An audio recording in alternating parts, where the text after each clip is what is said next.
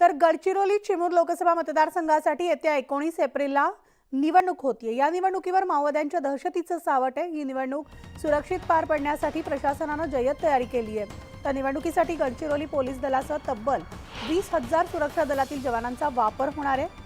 5 वायुदलाचे helicopter Gadchiroli जिल्ह्यात दाखल होणार आहे।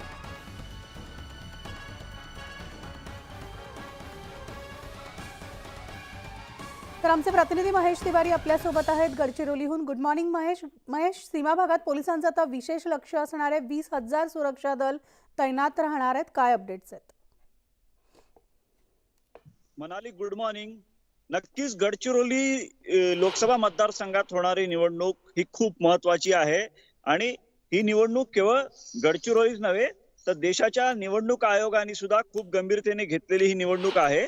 आणि महत्वाचं म्हणजे आपण जर बघितलं तर नेहमी माओवादी प्रत्येक निवडणुकीत ग्रामपंचायतीपासून लोकसभा निवडणुकीपर्यंत बहिष्काराचं आवाहन करतात आणि यावेळी सुद्धा त्यांनी दंडकारण्यामध्ये निवडणुकीवर बहिष्काराचं आवाहन केलेलं आहे।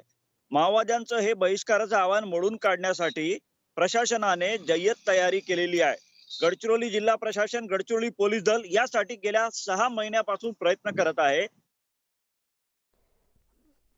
धन्यवाद महेश या सविस्तर माहितीसाठी। तर आता निवडणुकीची सगळीकडेच तयारी सुरू झालेली आहे। गडचिरोलीमध्ये निवडणुकीचं आव्हान असणार